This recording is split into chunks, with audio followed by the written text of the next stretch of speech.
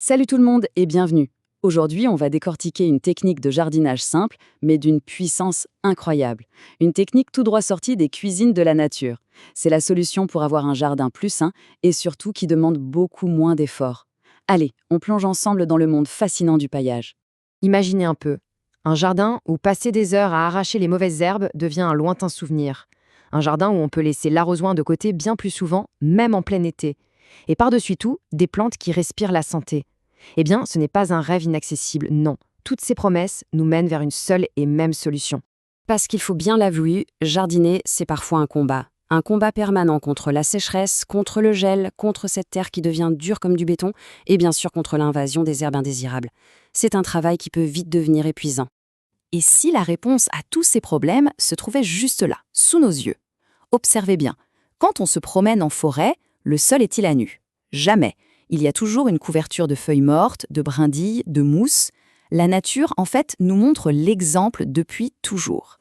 L'idée, c'est donc tout simplement de copier ce que la nature fait à la perfection. C'est ça le cœur du sujet.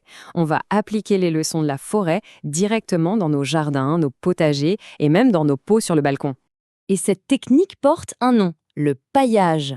C'est l'action toute simple de recouvrir la terre au pied des plantes avec une couche de matériaux divers. En gros, on recrée artificiellement cette litière forestière naturelle. Ça paraît tout bête dit comme ça, mais c'est une petite révolution pour le jardin. Bon, maintenant qu'on a le principe, passons à la partie la plus intéressante, les bénéfices. Et ils sont tellement nombreux et impressionnants qu'on peut carrément parler de super pouvoirs. Alors accrochez-vous parce que ça pourrait bien changer votre vision du jardinage. On commence avec le chiffre le plus fou, le plus important. En créant cette barrière protectrice, le paillage divise par 4 l'évaporation de l'eau du sol. Divise par 4.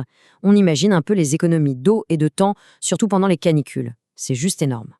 Premier super pouvoir, et sans doute celui que tout le monde attend avec impatience, la fin de la corvée de désherbage, ou presque. En bloquant la lumière, le paillage empêche la plupart des graines de mauvaises herbes de germer. Et même si quelques irréductibles arrivent à percer, elles sont tellement affaiblies qu'on les arrache d'un seul doigt.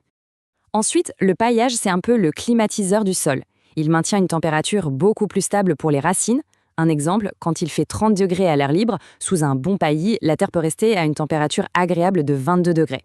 C'est une protection vitale contre les coups de chaud en été et les coups de gel en hiver. Le paillage agit aussi comme une véritable armure pour la terre.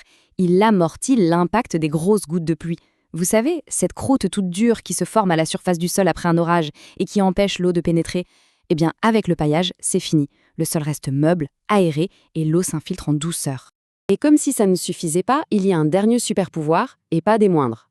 Si on choisit un paillage organique, il va se décomposer tout doucement avec le temps. Et en faisant ça, il va se transformer en humus, en nourriture pour le sol. C'est un véritable festin pour les vers de terre et tous les micro-organismes qui rendent la terre vivante et fertile. Bon, c'est super tout ça, mais concrètement, on met quoi sur le sol?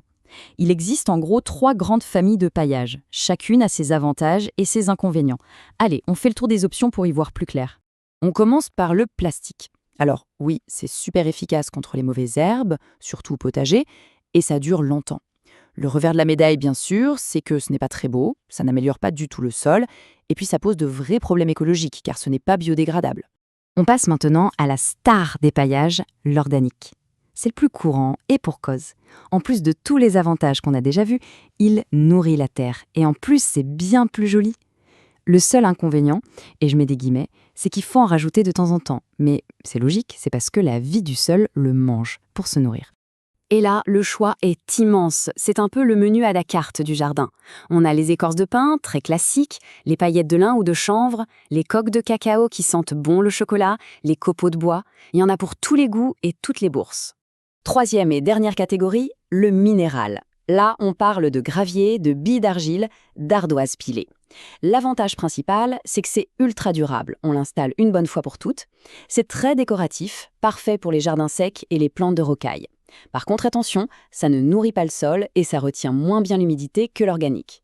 Pour que ce soit plus parlant, on peut penser à la pouzzolane, cette roche volcanique rouge très légère, aux billes d'argile qu'on met au fond des pots, ou à l'ardoise pilée qui donne un look très chic et contemporain. C'est un choix esthétique avant tout. Bon, on a vu pourquoi pailler, avec quoi le faire, il ne manque plus que le mode d'emploi. La bonne nouvelle, c'est que l'installation est très simple. Il y a juste quelques règles d'or à respecter pour que le succès soit total. Alors c'est très facile, 4 étapes clés à retenir. 1. On désherbe à fond. Le sol doit être nickel. On ne veut pas emprisonner les mauvaises herbes sous le palier.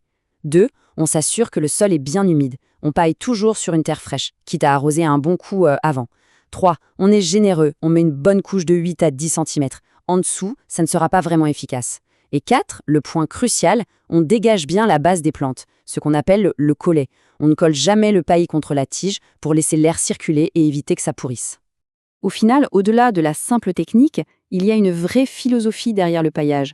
Le secret, ce n'est peut-être pas de s'acharner et de lutter contre les éléments, mais plutôt d'observer comment la nature fonctionne et de travailler main dans la main avec elle. La prochaine fois qu'on se baladera en forêt, on regardera ce tapis de feuilles d'un autre œil, en se disant que la nature nous donne là, tout simplement, sa meilleure leçon de jardinage.